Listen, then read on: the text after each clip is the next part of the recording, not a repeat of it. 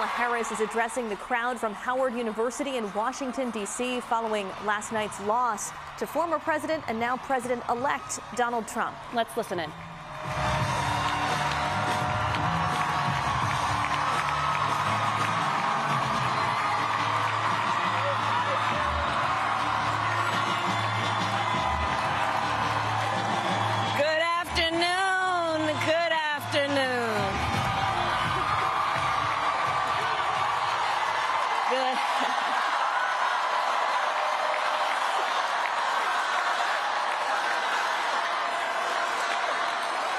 Good afternoon, everyone. Good afternoon.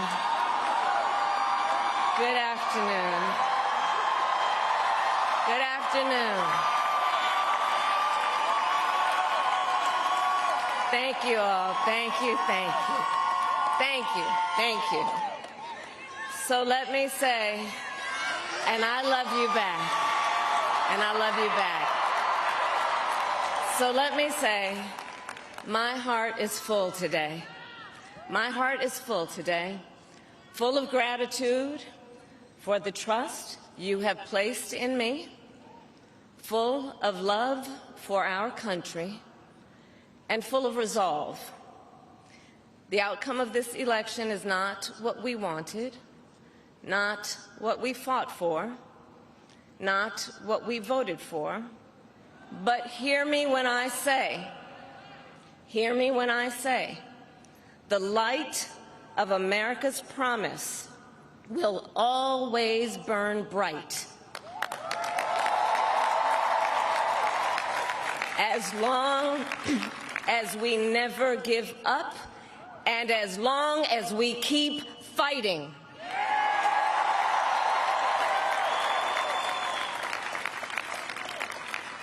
To my beloved Doug and our family, I love you so very much.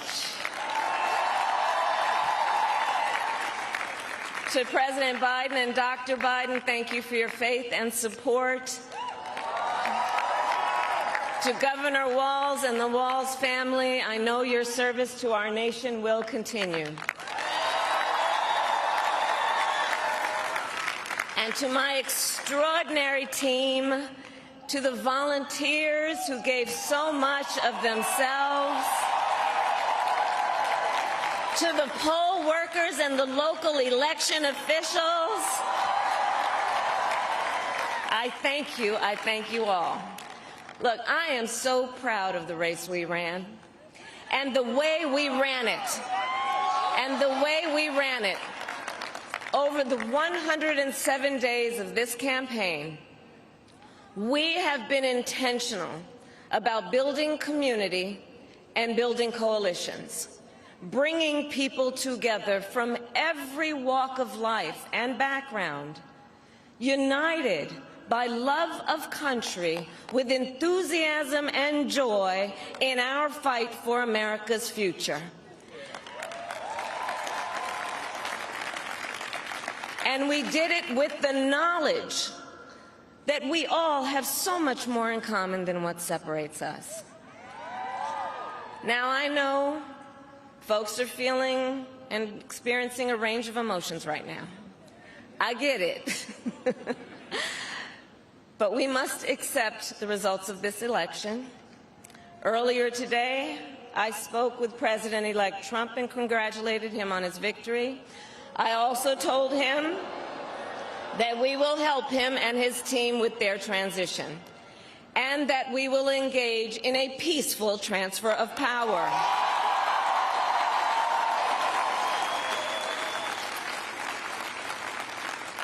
A fundamental principle of American democracy is that when we lose an election, we accept the results. That principle, as much as any other, distinguishes democracy from monarchy or tyranny, and anyone who seeks the public trust must honor it.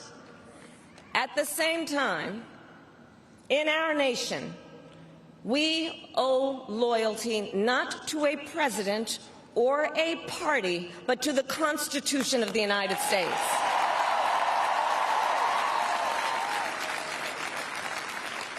And loyalty to our conscience and to our God.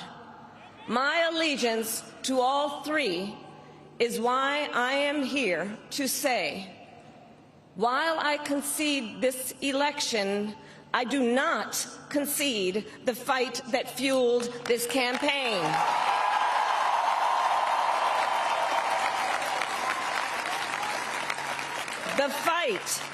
The fight for freedom, for opportunity, for fairness, and the dignity of all people.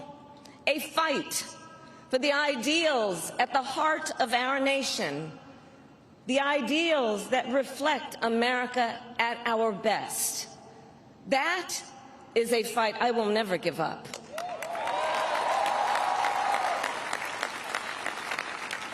I will never give up the fight for a future where Americans can pursue their dreams, ambitions, and aspirations, where the women of America have the freedom to make decisions about their own body and not have their government telling them what to do.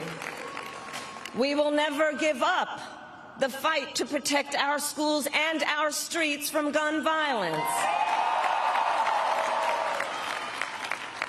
And America, we will never give up the fight for our democracy, for the rule of law, for equal justice, and for the sacred idea that every one of us, no matter who we are or where we start out, has certain fundamental rights and freedoms that must be respected and upheld.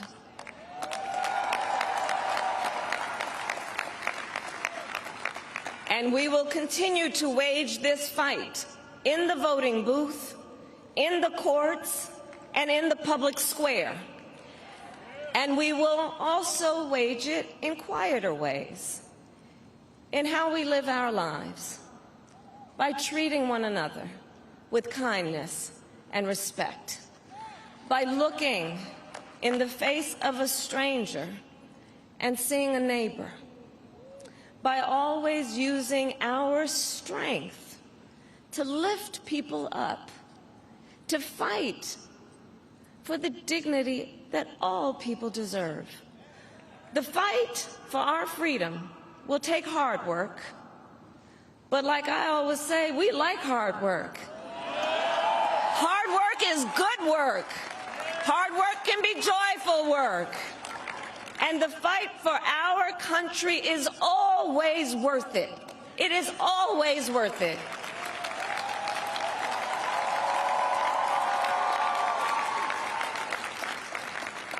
To the young people who are watching, it is... I love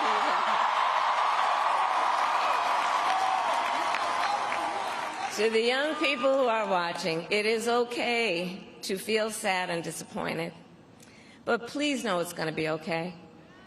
On the campaign, I would often say, when we fight, we win. But here's the thing. Sometimes the fight takes a while.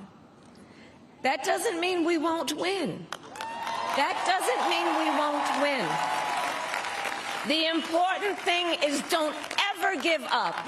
Don't ever give up. Don't ever stop trying to make the world a better place. You have power. You have power.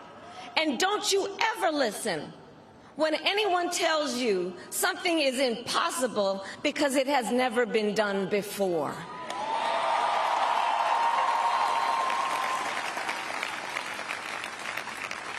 You have the capacity to do extraordinary good in the world.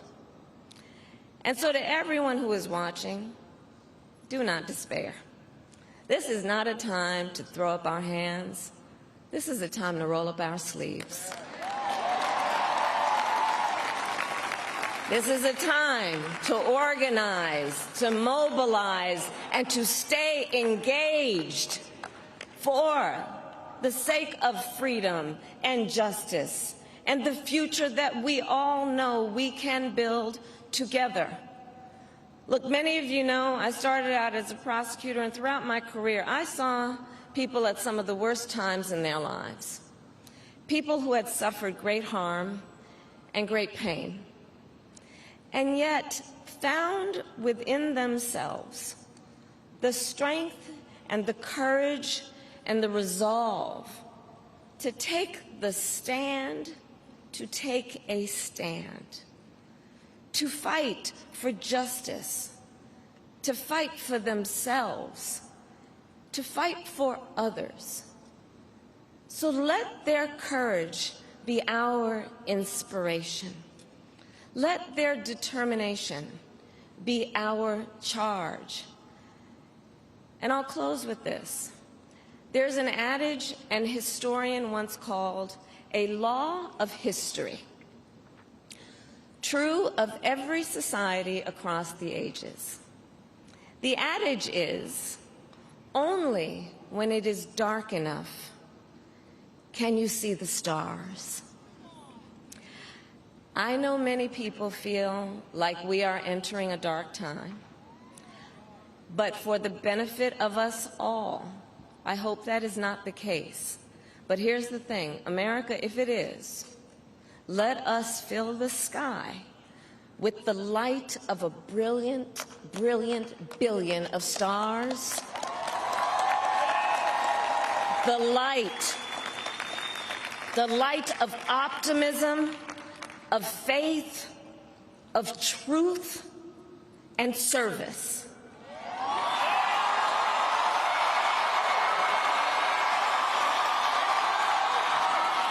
It's you. And may that work guide us, even in the face of setbacks, toward the extraordinary promise of the United States of America. I thank you all. May God bless you, and may God bless the United States of America. I thank you all. And that was Kamala Harris giving her concession speech in front of a crowd of supporters in Washington, D.C. Let's bring in 12 News Politics editor Ted Nesi. Ted, you heard her say that she had congratulated Donald Trump and pledged to help him with the transition.